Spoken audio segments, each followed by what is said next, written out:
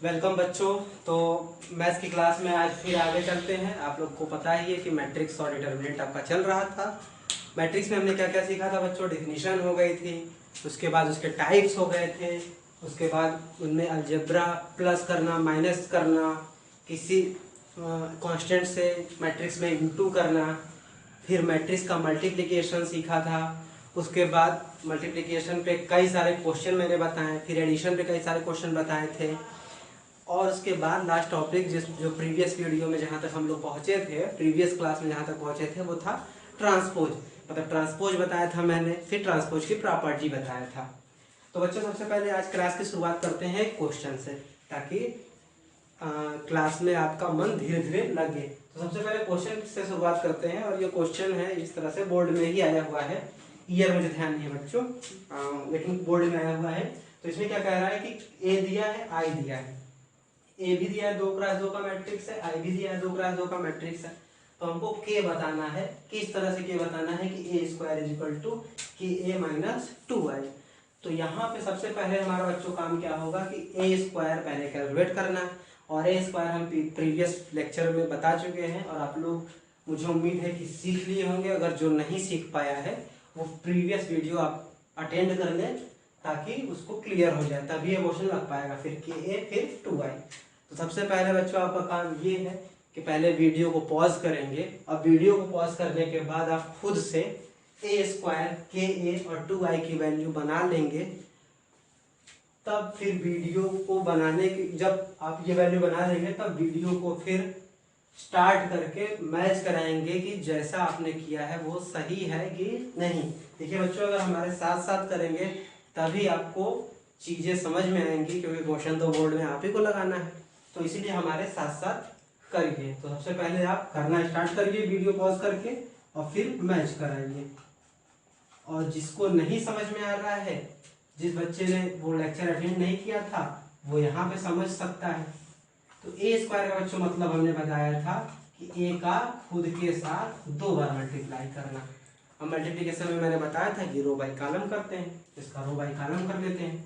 तो यहाँ पे पहले होगा 3 माइनस 2 का 3 कामा 4 में, 3 4 में। तो 3 से 3 में होगा, फिर -2 से किस में होगा 4 में, और यहाँ लिख दिया जाएगा। फर्स्ट रो फर्स्ट कॉलम का हमने यहाँ लिख दिया। फिर क्या करेंगे, फर्स्ट रो का सेकंड कॉलम में होगा और उसके जस्ट बगल में लिखेंगे। तो 3 से होगा -2, फिर प्लस -2 से होगा -2 में, ये हो गया। फिर बच्चों क्या करेंगे, फर्स्ट रो का फर्स्ट कॉलम से, फर्स्ट रो का सेकंड कॉलम से हो गया। अब क्या करेंगे, सेकंड रो का फर्स्ट कॉलम से करेंगे। तो सेकंड रो में 4 3, फिर क्या हो जाएगा -2 इंटू 4, और यहाँ पे लिख देंगे। तो सेकेंड रो फर्स्ट कॉलम का यहाँ लिख दिए, फिर सेकेंड रो सेकेंड कॉलम का उसके बगल में लिख दिए। तो 4 से -2, फिर प्लस -2 से -2। तो अब देखते हैं बच्चों उसको कितना आया। तो ये आ गया 9, 9 माइनस 8 यानी कि 1। फिर ये क्या आया -6 प्लस 4 यानी -2। फिर 12 माइनस 8 यानी 4, फिर -8, और यहाँ पे माइनस है बच्चों, तो -8 प्लस 4 यानी कितना आया -4। तो ए स्क्वायर की वैल्यू बच्चों हमने इस तरह से निकाल ली। के ए बनाना है, तो के इसमें क्या है, एक कांस्टेंट है। तो इस कांस्टेंट से हमको इसमें मैट्रिक्स में मल्टीप्लाई करना है। तो मैंने बताया है कि जब भी आपको मल्टीप्लाई करना रहेगा तो हर एलिमेंट में इंटू होगा, यानी कि 3 के -2 के 4 के -2 के। अगली जो क्वांटिटी है वो लिख लेते हैं। तो क्या है, आई है, यहाँ पे 2i है, तो 2i कैलकुलेट कर लेते हैं। तो 2, फिर जैसे यहाँ पे k मल्टीप्लाई था, यहाँ पे कौन सा नंबर मल्टीप्लाई कर लेंगे, 2 मल्टीप्लाई कर लेंगे। अब हमारे पास ए स्क्वायर आ गया, ये वैल्यू रख देंगे। के ए आ गया, ये वैल्यू रख देंगे। -2i आ गया, 2i आ गया, ये रख देंगे। तो सारी वैल्यूज को अब हम इसमें रखेंगे, फिर के की वैल्यू पता कर देंगे। तो चलिए रखते हैं बच्चों। तो हमारा इक्वेशन था ए स्क्वायर इज इक्वल टू के ए माइनस 2i। तो ए स्क्वायर की वैल्यू कितनी है, 1 -2 4 -4, और यहाँ पे के ए की वैल्यू बच्चों कितनी है, 3k -2k, फिर क्या है 4k -2k, और आई की वैल्यू क्या है बच्चों 2, 0 0, 2। तो तो यहाँ पे 1 कामा -2, 4 -4। फिर देखिए यहाँ पे क्या है बच्चों, यहाँ पे कौन सा साइन है, माइनस माइनस लगा देते हैं। अब क्या करेंगे, सब्ट्रैक्शन जो होता है वो करस्पॉन्डिंग एलिमेंट में होता है। माइनस मतलब क्या है 3k, फिर माइनस क्या हो जाएगा 2, फिर -2k -0 तो लिखेंगे नहीं, फिर क्या हो जाएगा 4k -0 तो लिखेंगे नहीं, फिर क्या हो जाएगा -2k -2। अब बच्चों यहाँ पे क्या है कि ये पढ़ चुके हैं, पहले हम क्वेश्चन कर चुके हैं इस तरह का कि ये इक्वलिटी ऑफ मैट्रिक्स पे बेस्ड है। मतलब दो मैट्रिक्स अगर इक्वल हैं तो उनके ऑर्डर भी इक्वल होंगे और उनके एलिमेंट्स भी क्या होंगे, इक्वल होंगे। तो इसका मतलब यानी कि 3k -2 इक्वल होगा किसके, 1 के, -2k इक्वल होगा किसके, -2 के। आप किसी भी एलिमेंट को कंपेयर करके बच्चों आंसर निकालेंगे तो आंसर हमेशा आपका एक ही आएगा। जैसे यहाँ पे क्या आ रहा है, यहाँ पे कितना आ रहा है बच्चों, तो यहाँ पे आ जाएगा 3k = 3, तो k = कितना हो गया 1, और यहाँ से भी बच्चों k = कितना आ गया 1। तो आपको क्या करना है कि हर एलिमेंट को कंपेयर करके आंसर नहीं निकालना है, बल्कि कोई एक एलिमेंट को आप कंपेयर कर देंगे और उससे आंसर निकाल लेंगे, बाकी एलिमेंट को कंपेयर करने पे भी वही आंसर आएगा। तो इस क्वेश्चन को हमने एकदम आसानी से ये कर लिया। मुझे उम्मीद है कि आपको समझ में आया है। अगर समझ में नहीं आया है तो बस आपको एक काम करना है कि फिर से वीडियो को सुनना है।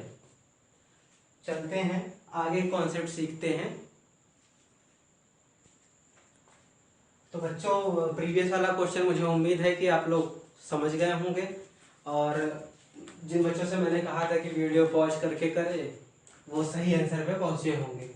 तो आगे कॉन्सेप्ट्स की ओर बढ़ते हैं, और अगला कॉन्सेप्ट है हमारा सिमेट्रिक मैट्रिक्स, और क्या है, स्क्यू सिमेट्रिक मैट्रिक्स। तो प्रीवियस वाले क्लास में बच्चों मैंने बताया था कि ट्रांसपोज क्या होता है, यानी जब किसी मैट्रिक्स के रो और कॉलम को इंटरचेंज कर देते हैं तो उन्हीं को कहते हैं हम ट्रांसपोज।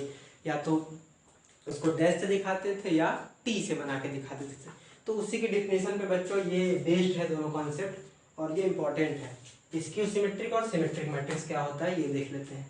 तो बच्चों कुछ नहीं करना है, सिमेट्रिक मैट्रिक्स पहले समझते हैं कि अगर मान लीजिए कोई आपको मैट्रिक्स दिया हुआ है, ठीक है, अगर कोई आपको मैट्रिक्स दिया हुआ है और अगर आप उसका ट्रांसपोज लेते हैं और फिर से वही मैट्रिक्स आ जाती है, तब हम उसको कहेंगे सिमेट्रिक मैट्रिक्स। यानी कोई मैट्रिक्स दिया है, उसका ट्रांसपोज लेने के बाद फिर से वही मैट्रिक्स आ जाती है, तब हम कहेंगे कि हमारा जो मैट्रिक्स है वो क्या है, सिमेट्रिक। इसके लिए एग्जांपल लेते हैं। ये मैट्रिक्स लिखा है, अगर हमको ये जानना है कि ये सिमेट्रिक है कि नहीं तो बस हमको एक काम करना है, इसका ट्रांसपोज लेना है। तो ये मैट्रिक्स लिखा हुआ है, अब इसका ट्रांसपोज लिखेंगे तो हमको पता है कैसे लिखेंगे, रो को क्या करेंगे, कॉलम में लिखेंगे।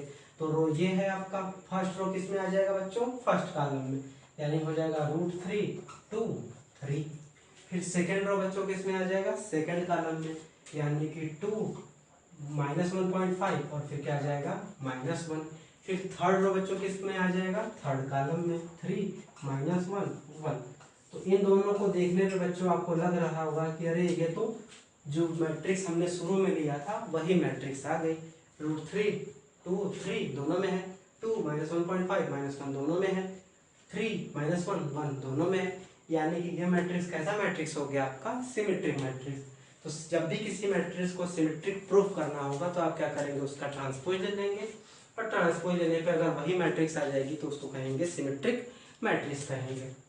आगे चलते हैं, अगली डेफिनेशन है स्क्यू सिमेट्रिक मैट्रिक्स।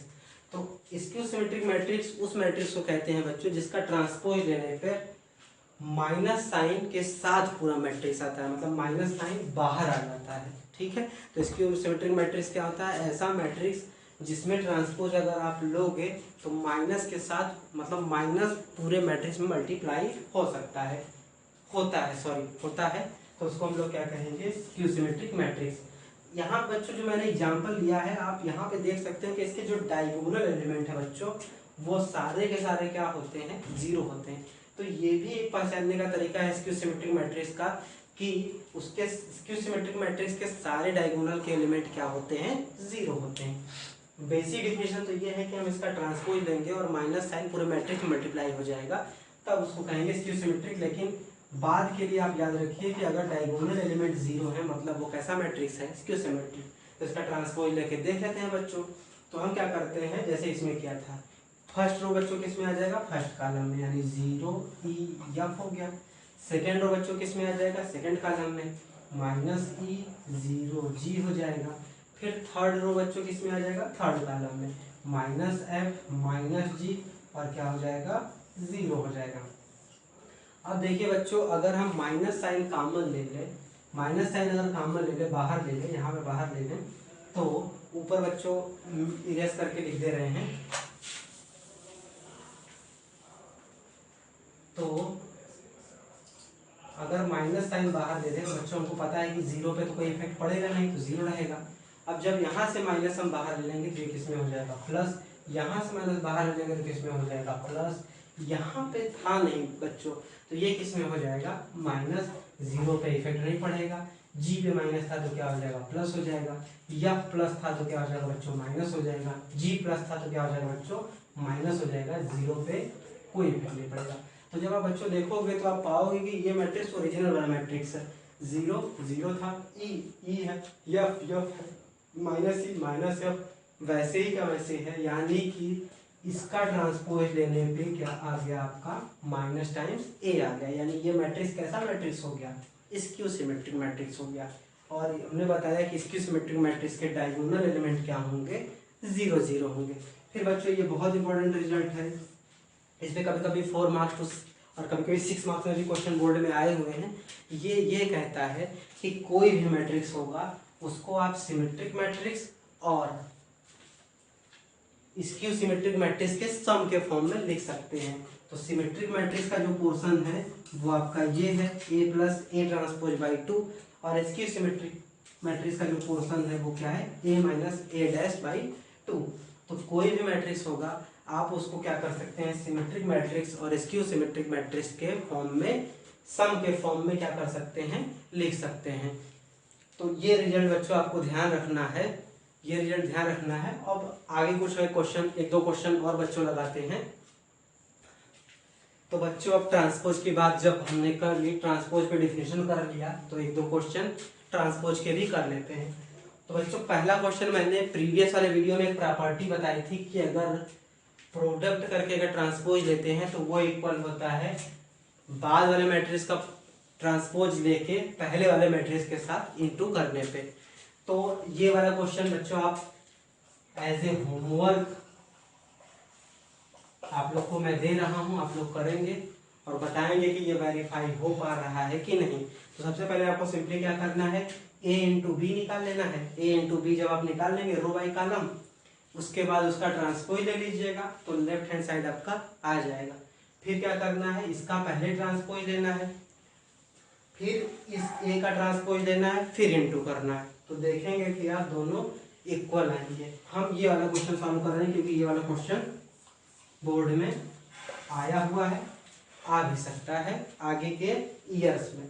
तो इसमें बच्चों ये भी ट्रांसपोज पे बेस्ड है। आपको एक मैट्रिक्स दिया है A, ये बच्चों आप लोग क्वेश्चन ध्यान से कर लीजिएगा और फिर हमें जो भी चैनल है उस पर पोस्ट कर दीजिएगा आप लोगों के। तो A दिया है cos alpha sin alpha minus sin alpha cos alpha, हमको वेरीफाई करना है A ट्रांसपोज A = I। तो I का सिंपल सा मतलब हमको पता है कि यूनिट मैट्रिक्स होता है। अब यहाँ पे ऑर्डर कितना है 2 × 2 का, तो यूनिट मैट्रिक्स भी क्या लेंगे 2 × 2 का है। तो चलिए स्टार्ट करते हैं इस क्वेश्चन को। तो LHS पहले लेते हैं, LHS में चाहिए A' का मतलब बच्चों होता है A ट्रांसपोज। तो पहले इस मैट्रिक्स का ट्रांसपोज बना देते हैं। तो ट्रांसपोज बनाते हैं, तो ट्रांसपोज का सिंपल सा तरीका बताया है हमने, रो को कॉलम में लिख देंगे। तो फर्स्ट रो किस में आ जाएगा, फर्स्ट कॉलम में, तो cos alpha sin alpha. Second row किस में आ जाएगा, सेकेंड कॉलम में, तो माइनस sin अल्फा और क्या आ जाएगा cos अल्फा। तो हमारे पास A' भी है, हमारे पास A भी है, तो बस क्या करना है, दोनों का मल्टीप्लाई करना है। तो A' पहले लिखेंगे क्योंकि पहले दिया हुआ है, ये हमने A' लिख लिया। उसके बाद क्या है, फिर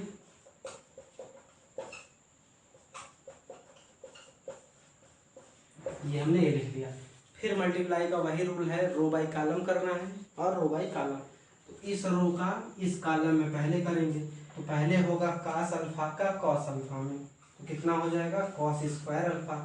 फिर देखिए माइनस साइन अल्फा प्लस है, प्लस इसका लगाएंगे, माइनस साइन अल्फा का माइनस साइन अल्फा में होगा, तो ये क्या हो जाएगा प्लस साइन स्क्वायर अल्फा। ये फर्स्ट रो का फर्स्ट कॉलम के साथ हो गया।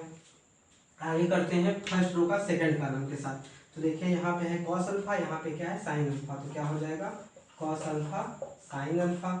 फिर क्या है यहाँ पे देखिए प्लस, फिर क्या है यहाँ पे है माइनस साइन अल्फा, यहाँ पे क्या है कॉस अल्फा, तो ये क्या हो जाएगा माइनस साइन अल्फा और क्या हो जाएगा कॉस अल्फा। फिर फर्स्ट रो का फर्स्ट कॉलम के साथ यहाँ था, फर्स्ट रो का सेकंड कॉलम के साथ यहाँ लिख दिया। अब चलते हैं सेकंड रो में, तो सेकंड रो का फर्स्ट कॉलम के साथ करेंगे, तो साइन अल्फा का कॉस अल्फा के साथ होगा, तो ये हो जाएगा साइन अल्फा कॉस अल्फा। इसके बाद प्लस लिखेंगे। फिर देखिए यहाँ पे क्या है कॉस अल्फा है, यहाँ पे क्या है माइनस साइन अल्फा है, तो इसको ऐसे लिख देते हैं minus sine alpha cos alpha, यानी सेकेंड रो का फर्स्ट कॉलम के साथ ये हो गया। अब क्या करते हैं सेकेंड रो का सेकेंड कॉलम से करते हैं, तो साइन अल्फा का होगा, साइन अल्फा में तो कितना हो जाएगा बच्चों साइन स्क्वायर अल्फा। फिर प्लस लगाएंगे, कॉस अल्फा का कॉस अल्फा में होगा, कितना हो जाएगा कॉस स्क्वायर अल्फा, ये हो गया। अब हमने टेंथ में एक आइडेंटिटी पढ़ी है कि sine square alpha plus cos square alpha कितना होता है 1, तो इसकी वैल्यू बच्चों कितनी हो गई 1। अब देखिए यहाँ पे ये माइनस है, यहाँ पे क्या है प्लस है, और दोनों क्वांटिटी सेम है, तो ये कितना हो जाएगा माइनस हो गई, कितना आ जाएगा 0। यहाँ पे भी वही चीज़ है, माइनस है, यहाँ पे प्लस है, माइनस हो जाएगा, सेम क्वांटिटी कितना हो जाएगा 0, और यहाँ पे कितना हो जाएगा 1। और 1 0 0 1 को ही हम लोग क्या कहते हैं बच्चों आई, यानी कि ये वेरीफाई हो गया क्वेश्चन हमारा। ये 2 मार्क्स में बच्चों क्वेश्चन आता है और इसको ऐसे परफॉर्म करेंगे। ये वाला क्वेश्चन का तरीका बच्चों मैंने बता दिया है। पहले आप ए को बी से इंटू करेंगे, फिर उसका ट्रांसपोज ले लेंगे, LHS आपकी आ जाएगी। फिर क्या करेंगे सेकंड मैट्रिक्स का ट्रांसपोज लिखेंगे, तो सेकंड मैट्रिक्स का ट्रांसपोज क्या लिखेंगे, ये पूरा रो में है, तो ये किस में आ जाएगा बच्चों पूरा कॉलम में, -1 2 1 हो जाएगा। और फिर इसका ट्रांसपोज लिखना है, तो ये पूरा कॉलम में है बच्चों, तो ये किस में आ जाएगा पूरा का पूरा रो में आ जाएगा, यानी क्या आ जाएगा 1 -4 3। अब इन दोनों का इंटू कर देंगे, तो इसके इंटू के ट्रांसपोज के बराबर होगा। तो मैट्रिक्स में ट्रांसपोज तक की चीजें बच्चों हमने कर दी हैं। अब इसमें आपके 2 इंपॉर्टेंट टॉपिक रह जाते हैं, पहला है एलिमेंट्री रो ऑपरेशन और दूसरा है वर्ड प्रॉब्लम। बस ये 2 पोर्शन रह जाते हैं। एलिमेंट्री रो ऑपरेशन से इनवर्स निकालना बच्चों फिक्स है, आता है 6 मार्क्स में, तो उसको हम आगे की वीडियो में सीखेंगे। और एक टॉपिक और रह जाता है आपका वर्ड प्रॉब्लम, तो इसके बाद बच्चों मैं पहले वर्ड प्रॉब्लम आपको पढ़ाऊंगा, फिर वर्ड प्रॉब्लम पढ़ाने के बाद फिर हम डिस्कस करेंगे एलिमेंट्री रो ऑपरेशन से कैसे इनवर्स पता करते हैं। आपका काम क्या है कि एक्सरसाइज आपको 3.1 NCERT जो आपकी टेक्स्ट बुक है पहले वो लगानी है, तो NCERT की 3.1 3.2 3.3 तक जितने कॉन्सेप्ट थे और उससे रिलेटेड जितने क्वेश्चन थे वो मैंने बता दिया है। अब आपका काम ये है कि आप NCERT की बुक्स की जो एक्सरसाइज है विथ एग्जाम्पल बच्चों लगाने हैं। तो नेक्स्ट वीडियो में मैट्रिक्स के वर्ड प्रॉब्लम के साथ मिलते हैं, तब तक के लिए थैंक यू।